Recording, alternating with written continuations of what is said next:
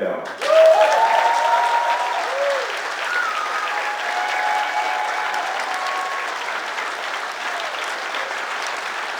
Thank you, David.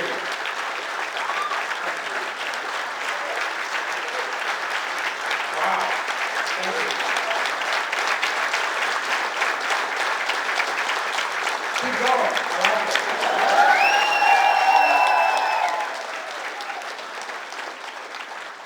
How are we all? Are we well? How nice to see you all, and it's so well attended, this little Q&A. I remember last time we had a bit of fun, so now don't forget, we only take intelligent questions. And I am the arbiter of those questions. Sir, you seem to be very anxious to be first. Are you sure? Please stand up.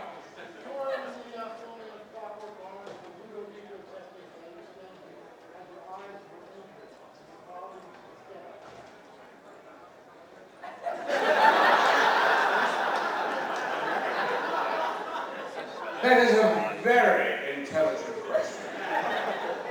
Yes, I was injured. I got scratched corneas. I do not recommend scratched corneas to anyone.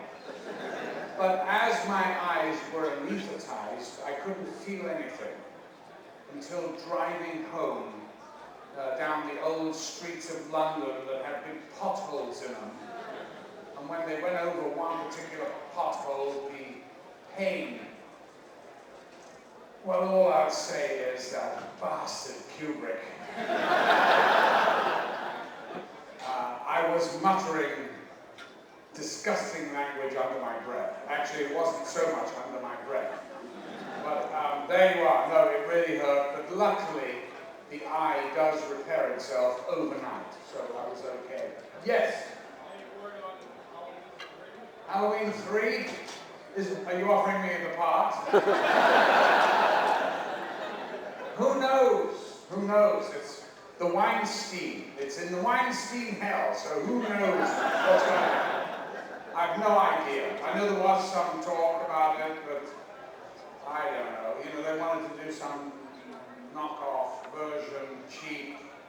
And you know, if you work with Rob, you want to work on a good thing. And you know, Rob's a good writer. He wrote a couple of terrific scripts for Halloween, you know, and it's a noble franchise. They would be sad just to do some real horrible rip-off, and I wouldn't be part of that. Unless they offered me decent money. Sorry, what? Oh, they put whatever they want in the contract, because they never adhere to it. You know, it's the Weinstein, for Christ's sake. Yeah. Okay. Any other questions? Well, we are done. Yeah? Let's see. Anybody? No, this is too... All right. There you go. You're pretty enough. With who?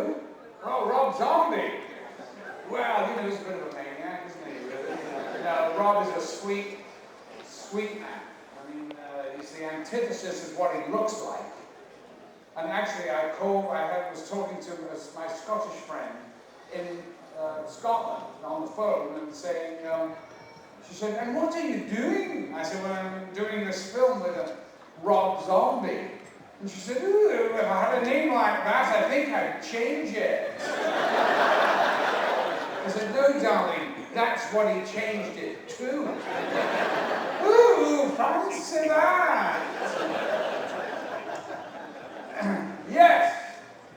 You've been in a staggering number of films, but you've also done a lot of animated and video game roles as well. Yes. How do you prepare for voice acting differently than you do on camera? Oh my God. Well, you know, I get up, I clean my teeth, I have a shave, and then I eat breakfast. And then hopefully I go to the recording studio, and then I open the script, and there are these words. And I just read them.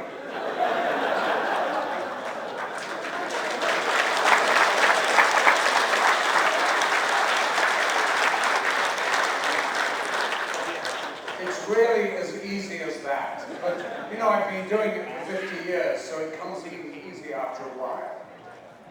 But actually I do love, I've just done another video game and I had a great time doing it. It was called The Scrolls. Does that mean anything to anyone? The Elder Scrolls. Wow, all right. You see that I'm a real video game expert. Anyway, it should be good, and God knows what it's going to look like. But we had fun doing it. It was great fun. Yes. Yes.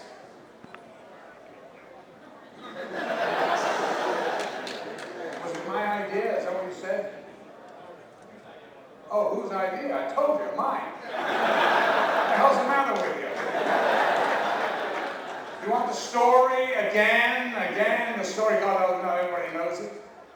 We were trying to find a way to do this rather difficult scene of, bursting into this poor writer's house, beating him up and raping his wife. Yes. Sometimes I play these characters, because my mother said, why don't you play a nice person? Because, Mom, they never asked me. Anyway, we were trying to think of ways to do it, and Kubrick changed the furniture. We sat there for 5 days.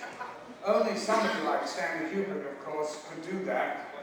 Otherwise, you just have to do it in the day, and that's it. And on the 5th day, he came over to me and he said, can you dance? That's all he said. And immediately he said that, I leapt up, went into that scene, ad-libbed the whole thing.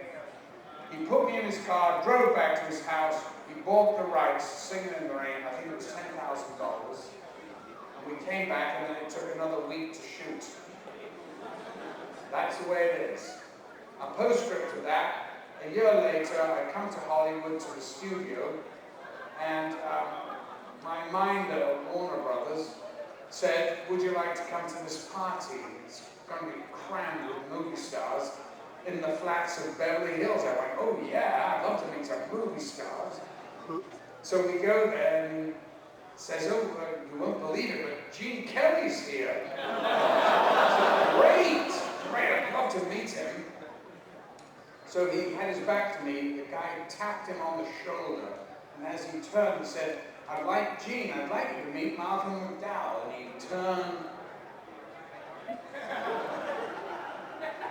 turned back and walked away. Cut me dead. Well, can you blame the poor man? And the minder was very embarrassed. I said, please don't be. Are you kidding? I took his wonderful moment and completely fucked with it.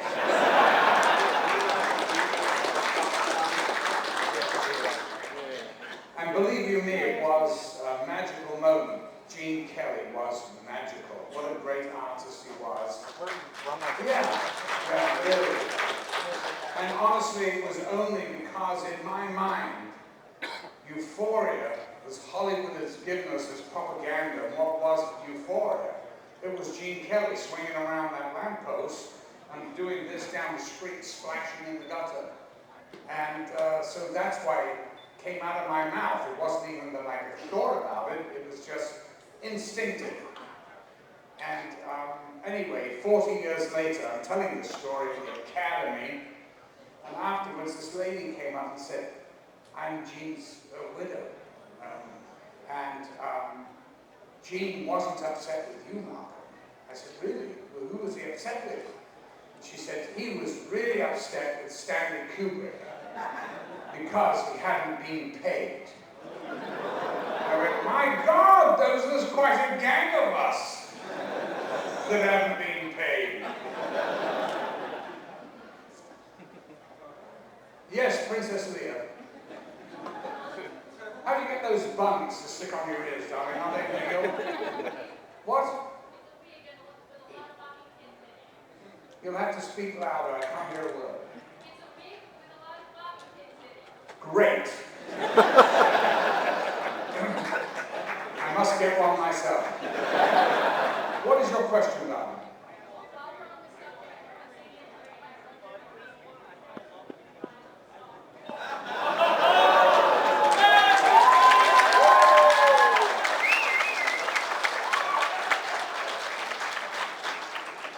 didn't hear that.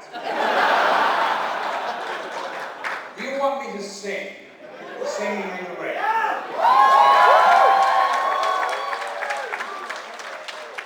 You are insane.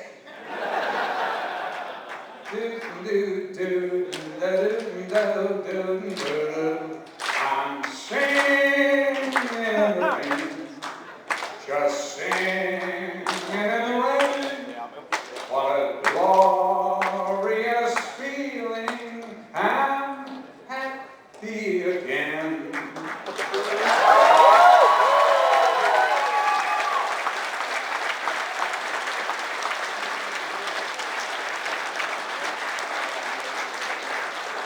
I am a closet singer.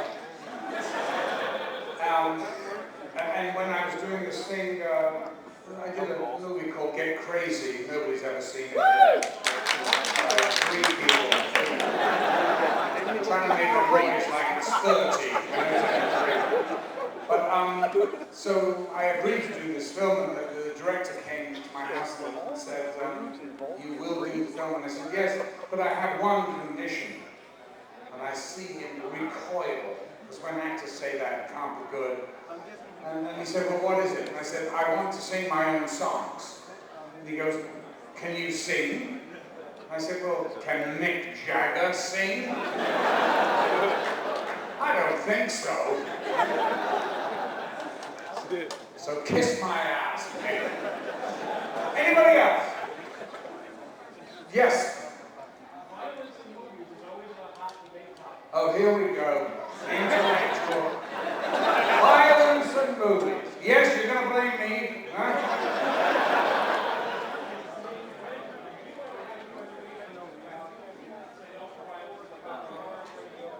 Good God, no. Absolutely not. What kind of an actor would I be if I started censoring the parts? Sorry, that's up to you. You just don't have to buy a ticket and go. Or, how about changing the channel on your damn TV?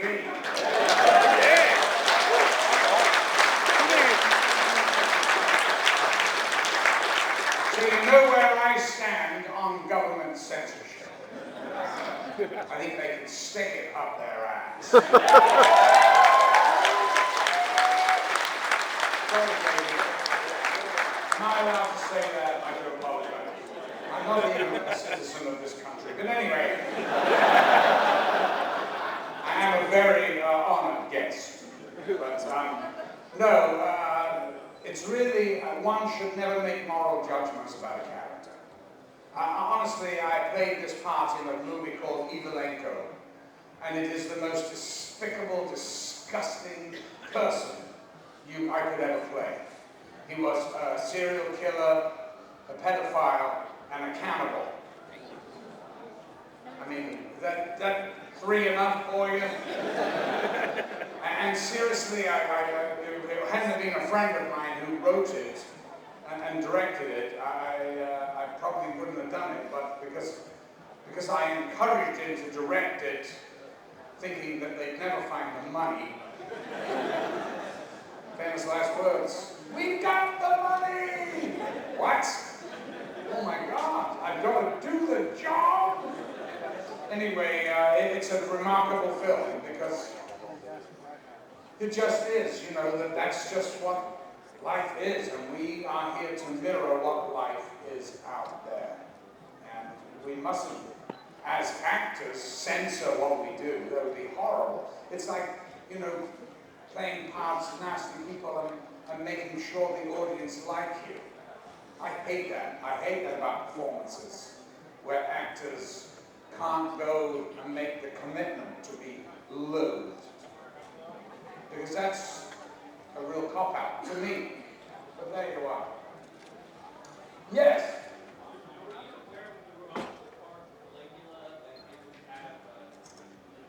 All the sex? I don't think there was enough sex in that film.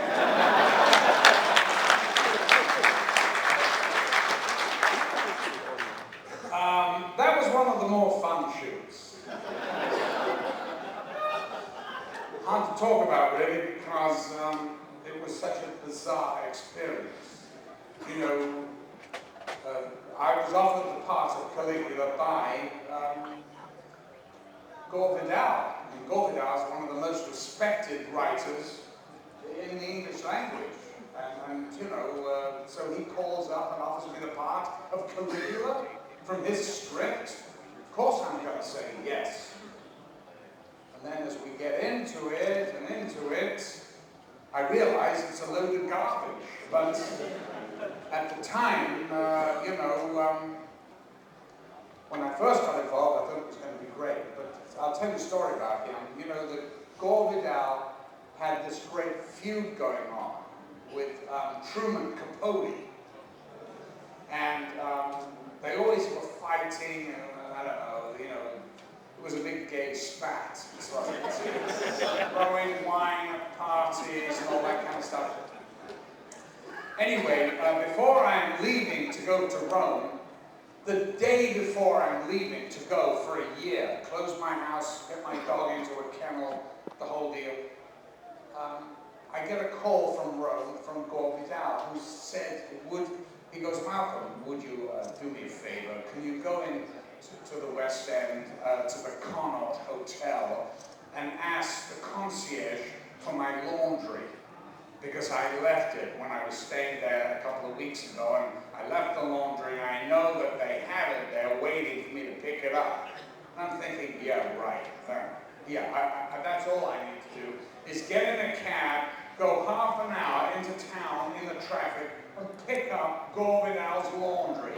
Yeah. Okay, so, you know, I forgot all about his laundry, and Gore Vidal and Bob Guccione, the producer, and the pornographer, is there to meet us at Rome Airport. We're sitting in the limo going into Rome, and Gore says, there's a sort of an impasse in the conversation, and he goes, Malcolm, did you get my laundry? I said, you know, thank God you mentioned it, Gore, because I went to the Connaught Hotel, and I said to the concierge, I've come to pick up the laundry of the greatest living writer. And he goes, right, Gov, yeah, I've got it here somewhere. Hang on, here we are, here it is. Right. I said, thank you very much. Tipped him quite, you know, generously. Left, got a cab. I said, Gore, I'm sitting in the back of the cab, and I happened to read the label. I said, I'm sorry to tell you, Gore, but it was Truman Capote's laundry. What? I said, yes, it was his laundry. I said, and I'll tell you this, he wears boxers. So we get into Rome, it took about half an hour. We get into Rome at this hotel we were staying at, and he got out of the car, and I went to get my cases out of the back of the car, and he comes up to me, and he looked at me, and he went, that was a good one. Yes?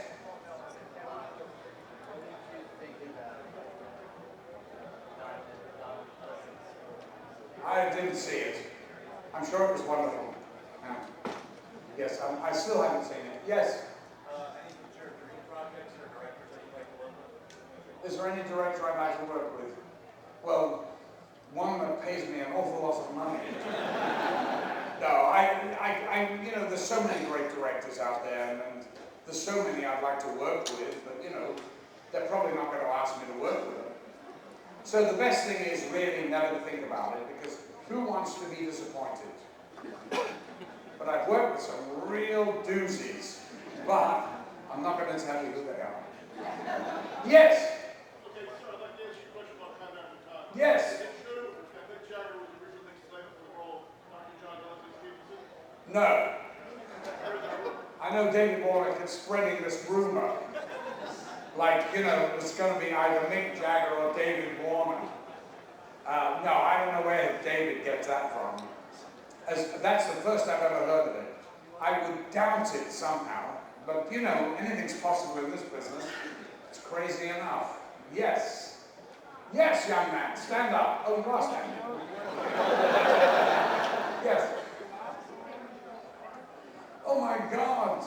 ask me that. My favorite role is the next one.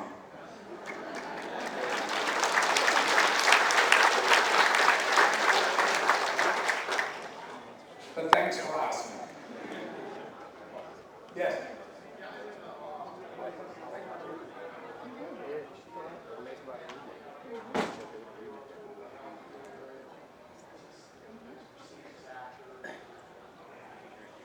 Are you asking me to dish a bit of dirt here?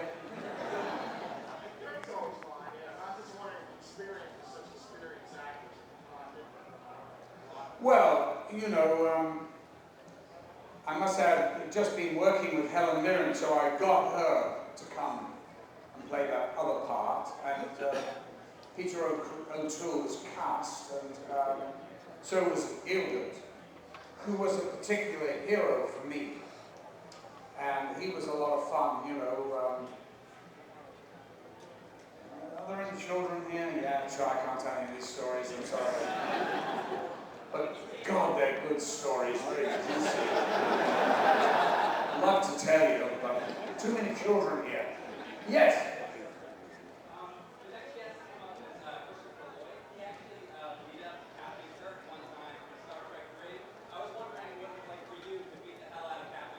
I loved every minute. Kick his ass anytime.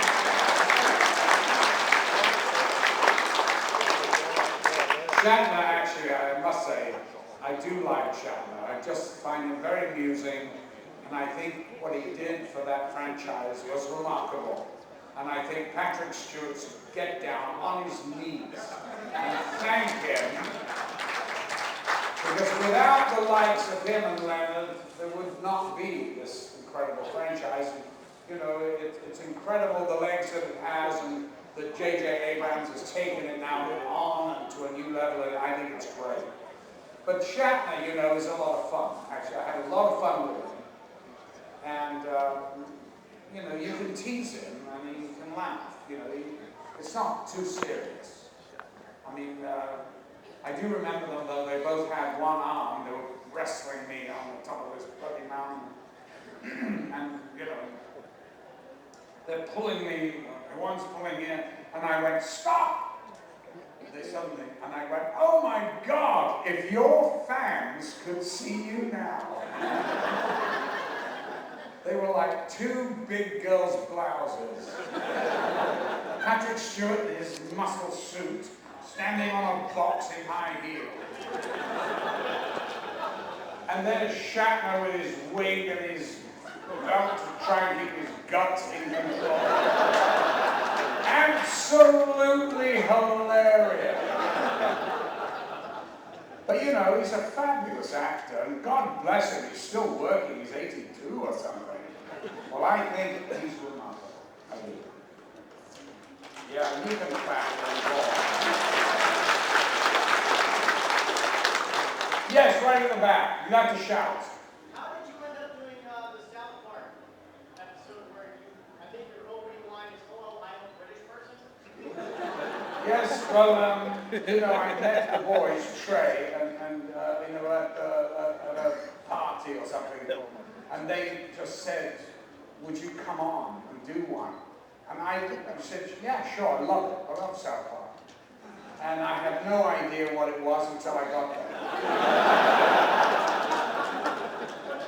And so that was it.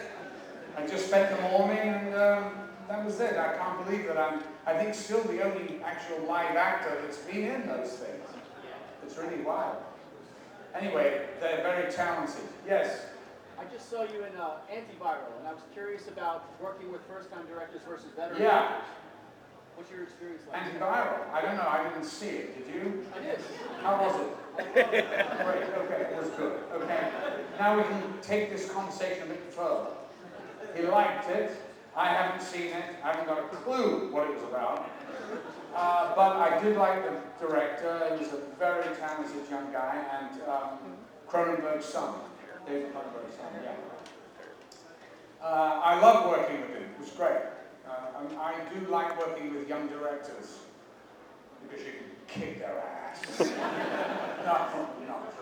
I just, it's really, fun to be at the start of somebody's career. If it's a young actor or a young director, it doesn't really matter, but it's a lot of fun to see them finding their way through.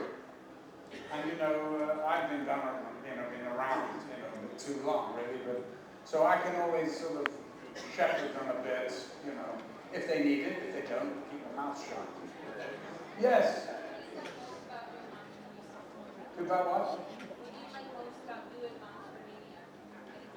This, where we are now? What do I like most about it? Well, certainly not the breakfast. I don't know, it's fun to meet fans, you know, occasionally to get out. Don't do too much. This is the first one I think I've done for a year. But just to get out and say hi, and I think it's, listen, not every actor can do it. You know, they get very paranoid or whatever, you know. And, but I enjoy meeting fans and just saying hello. That's it, no more. And yes. In this age of remakes, two-part question. If somebody was to remake Clockwork Orange, how do you feel about that? And if so, who would you like to see play you? Well, they wouldn't be remaking it because it still makes money on DVD. But if they did, I don't know. It would be interesting to see them remake it, actually. It would be tough. But then they remade Lolita. And I don't think it was too bad. And Jeremy Irons, I thought, did a really good job. But you know, Clockwork Orange, it's such an iconic movie of Kubrick's, you know.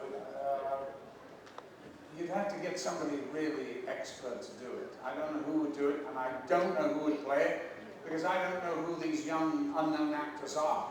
And you would have to get an unknown actor, I think. Because if it was somebody known for something else, I don't know, it wouldn't work. I don't think it would work. Yes?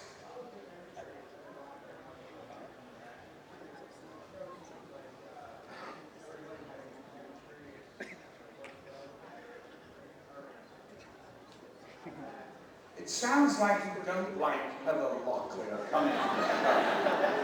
I'm reading between the lines. You know, here's what happened. I was supposed to go and do a Broadway show. I was offered this, The Exorcist, which I thought would be very interesting to do on Broadway. Big mistake. It's not very, it's a real creaky old thing, and it doesn't work. So the commitment that I was supposed to do, I was able to slide out of without even having to do it. So, but I told the TV company they were very gracious and moved things around so that I could have chunks of time off. And so they got Heather was part of that deal. They wanted somebody, and also, you know, listen, Heather Locklear, she's sort of grown up on television. Beautiful. She still looks amazing, and I think she's wonderful. She's terrific in the show, and I was very happy that, you know, she did it. And you know, I think the show is a good show. You know, it's a comedy. You know, that's it. And the chemistry with the guys is fantastic. They're really wonderful together. And I enjoy it, but I don't really want to do anymore. I don't want to carry a television show. I don't want to be there at 11 o'clock at night and then have to be back at 7 the next morning. You know, that's not my idea of fun. So I'm very happy to go in and shoot 2 days a week, which is what I do. So that's it. But I love Heather. I think she's really good, and I think she'll get better and better if they pick us up.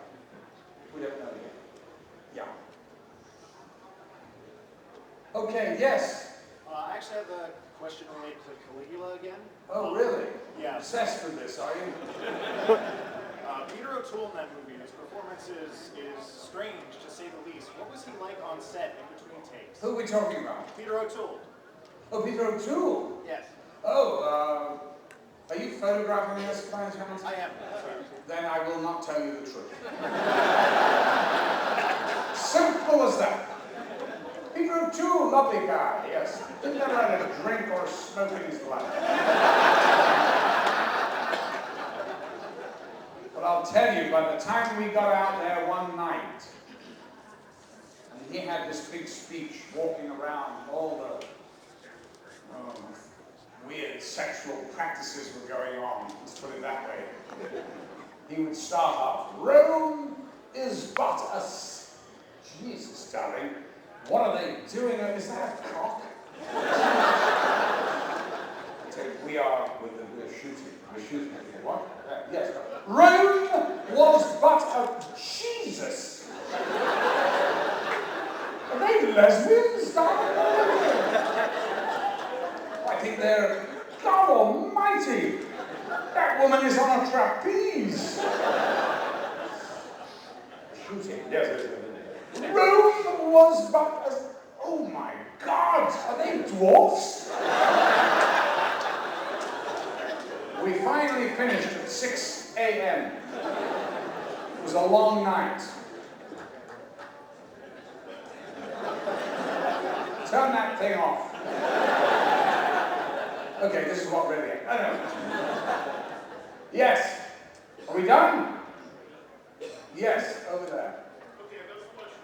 Is the film Are you going to talk about that? On If? Well, it wasn't I was in that, wasn't I? Yes, I thought so. It was my first film, actually, I think. Yeah. Well, it's a very important film for me, because if I hadn't made If, I'd never made Clockwork Orange. Because Kubrick saw me in If, and cast me in Clockwork Orange from that. But If was a very special film, and I don't know whether you've seen it, but it does hold up really well. It's a great classic. It's a great film about a revolution in a boys' school, but it's really more about, says more about where England was at the time. You know, we're talking the late 60s. And so socially and everything else, this film was a real attack upon the establishment. Now, the establishment in England are brilliant at assimilating their rebels. And so, of course, a year after If came out and all the rest of it, they were showing it in these schools. Amazing. But it made a lot of great waves when it first came out. And, you know, I got to work with the genius Lindsay Anderson, who was, to me, the greatest director I've ever worked with, or ever likely to work with. Yes. What was it like to work with Natasha Kinski? With clothes or without? Oh, delightful.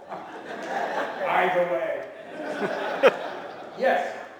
How was it like transitioning into Old Lucky Man after filming Clockwork? How did that performance in A Clockwork Orange help you develop as an actor?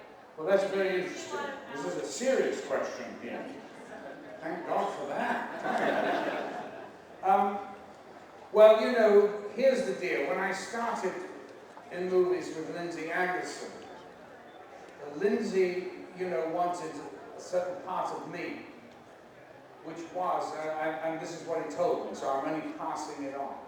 Whether or not I agree with it, it's another matter of time. But he always said to me, oh, Malcolm, you are a Brechtian actor. Now, I had to pretend that I knew what that meant. I go, yes, I am quite Brechtian. And exactly what do you mean by that, Lindsay? Because I may, you know, find that that's another thing.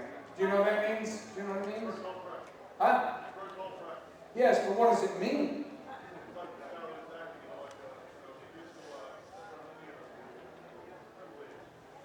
Yes, well, good try. Good try. Yeah, but not quite right. No. Brechtian actor, according to Lindsay Anderson, means that you are real, but not realistic, in a naturalistic way. That you're telling you're acting in a certain style. You're telling the audience that you are acting, but they believe it anyway. Complicated, isn't it? So when I came to Kubrick, he wasn't interested in any of that stuff. He just was more interested in the cameras, the lights, the sound of this. anything technical. But you know that I knew that we were making a black comedy, and at least I thought it was, I could see the comedy in the situation. And so the performance was very stylized and very heightened, and pushed to the total limit. Because I think up until that point, there had never been the lead in a movie, a starring role in a movie, that the central character was an immoral person. You know, all these Hollywood movies, they were all heroes, and there were never, ever any question of it being an immoral person.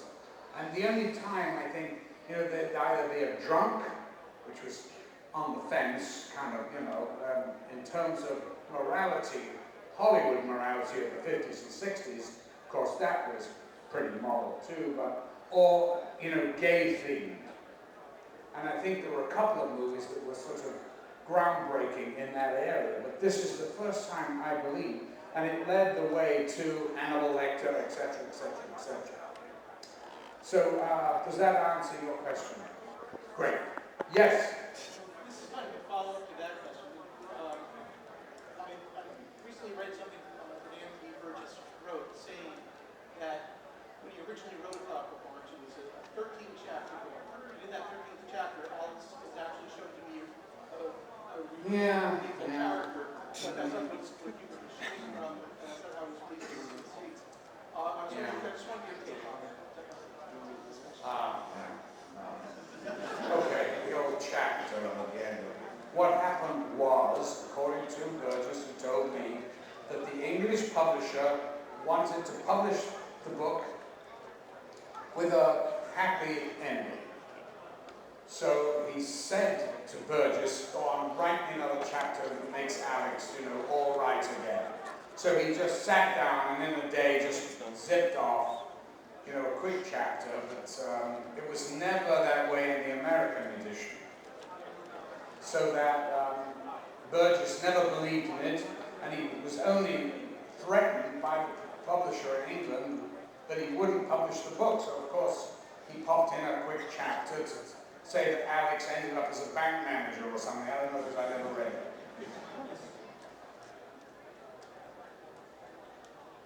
Oh, the side seats. Hello, how are you? Stand up, please.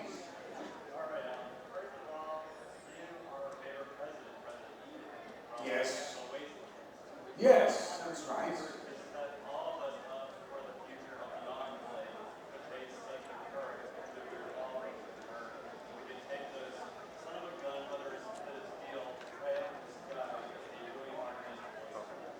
Wow, that's pretty cool. I don't know whether you heard any of that. I think this young man here is referring to a video game called Fallout 3. Some of you have obviously played. I personally have never played the game, so I really don't know much about it. And I was quite surprised when somebody told me that I actually played a robot. They never told me when I did the voice for it, but they're fun to do, those video games, and you know, the last thing I did, last week I just did the Scrolls. So that'll be fun to see how that works out. Yes?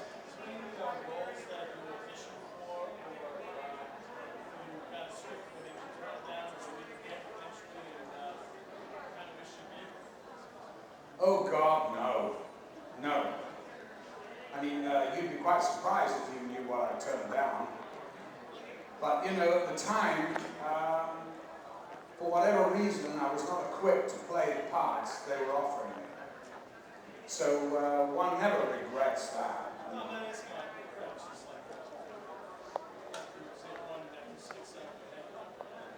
Oh yeah, there's a few.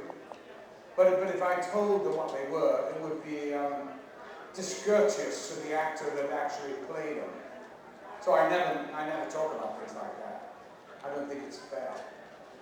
But there were a few. Yes, you again. I keep coming back to you. It's because of your hat.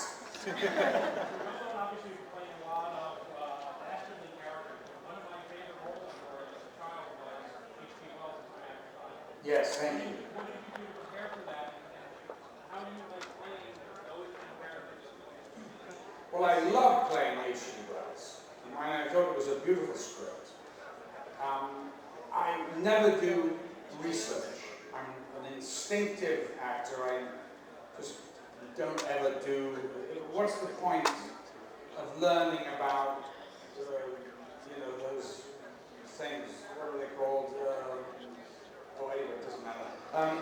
I just, if I'm going to play a doctor, I don't go into surgery. What the hell is that stuff? I'm supposed to be having an affair with the other doctor's wife. What the hell would I care about what surgery is about? As long as I can wear a stethoscope and look doctorish in a white coat, fine. That's not the way, that's not important to me. But with this H.G. Wells character, because H.G. Wells is a very famous character, I thought that I better do some research. So I called a friend of mine in the archives of the BBC and asked him to send me a recording of H.G. Wells. And he sent me this gramophone record that they recorded in the 20s of him on the radio. And I put this thing on with great anticipation. And what cracked and creaked that came out of this recording was so ridiculous. It was H.G. Wells, who had a very high-pitched talk like that from South London, and he talked like that. And I thought, wow, if I take this accent to Hollywood, they're going to think, what the fuck is he doing? So I promptly sent the record back to the BBC and said, thank you very much. Very helpful. I'll just do it in my voice. So, obviously the thing in the script was that he was this extraordinary man who was he was a socialist before his time, and he was a feminist. And the wonderful kind of dilemma is this man who travels through time to modern day San Francisco and then meets, this extraordinary woman who is, completely the modern woman, And of course, he can't, in theory, he loves it. In practice, it's not quite the same. And, all the wonderful things that H.G. Wells discovered in Mcdowell's and, nice bit of wood, it's the Formica and all that. It was great fun to do. And, it's one of my favorite things that I've done, really. But, at the time, the film was not a hit. It was a disaster because the studio had put out these questionnaires, which they often do, saying, have you ever heard of H.G. Wells? No. Have you ever heard of Jack the Ripper? Yes. It's a Jack the Ripper movie.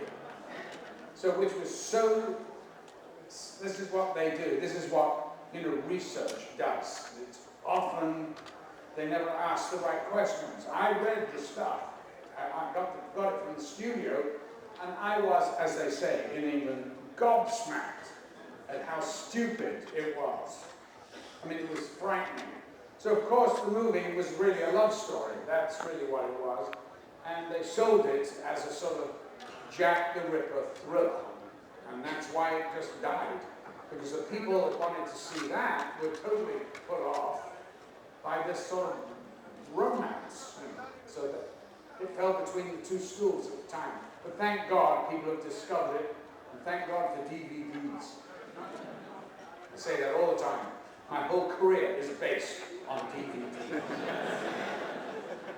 Nobody would have seen any of my movies if it hadn't been for DVDs. Yes. Okay, going back to John Adams. Oh God. Yes. What about it? David Warner, love the guy. We were at Stratford together in 1965. He was a huge star playing Hamlet, the youngest Hamlet in God knows how many generations. And he had 300 girls outside the stage door screaming for him. And of course, I was his wingman at the time. I was right behind him. Who do you want? Who do you want to have a drink with? You go, the one in the red. Yeah, darling, you, Mr. Warner, I'd like to have a drink with you. And who's your friend? Two of you.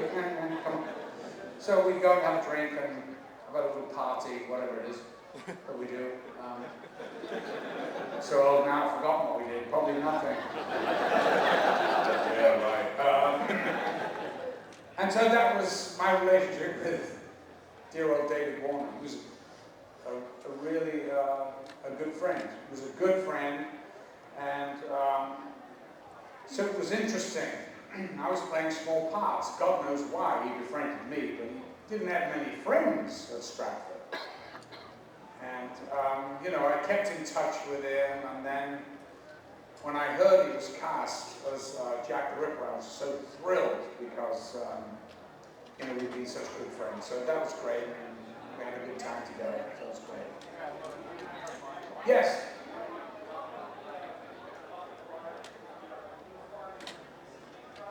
Where did it come from? It came out of the, I call it the boot of my car. The trunk. Because in the trunk of my car I had my cricket gear. And I got out my cricket gear, put it on. It's all white, of course. And Stanley went, what's that? And I said, oh, that's the protector. He said, wear it outside your pants.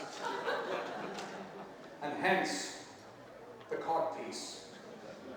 And the whole of that thing was done from that, just doing that in the yard of his house.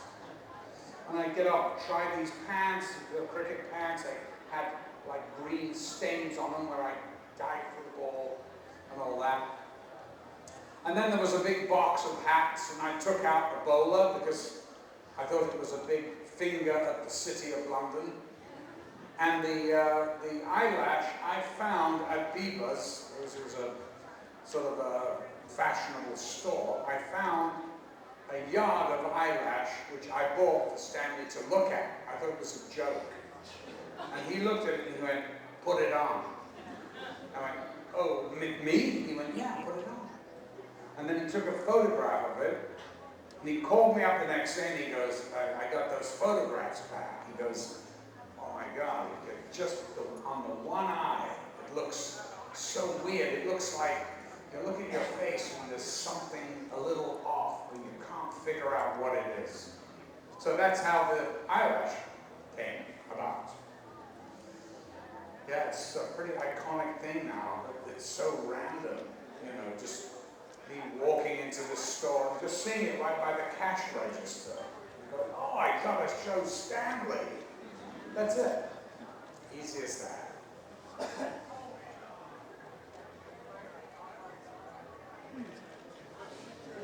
Oh my God!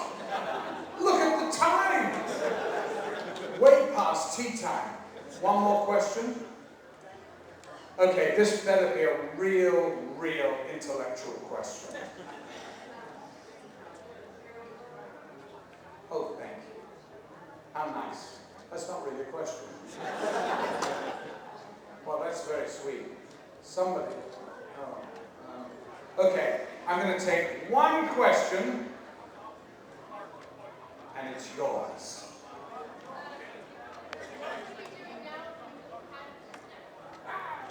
God almighty, I knew some bastard had asked that. I'd probably be driving a limo. No, I have no idea, Doug. I mean, seriously, you know, when I was at school, thank God, the headmaster who loved the theatre, one Sunday in church, I didn't realize this, but he was behind me, and I was like singing gustily the songs because I wasn't really interested in the other part of it, I'll admit. I was only 11 years old, for God's sake. So when a good song came up, I could launch into it, you know, or whatever it is. And so I was chosen then by the headmaster to be in the,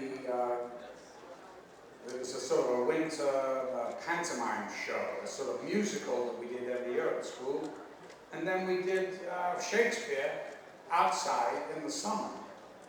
And so I always thought to myself, if all else fails, I'll be an actor. And all else did fail. I was a coffee salesman for a while, which gave me Oh Lucky Man, which was great. But you know, that was my drama school. It was selling coffee in Yorkshire, where they only drink tea. And it was interesting, you know, because wherever I was, I would have to adapt myself to whoever it was I was selling to, and it was kind of fun to do that. But I don't know what I would have done, is the answer. But thank you so much, everyone, for coming.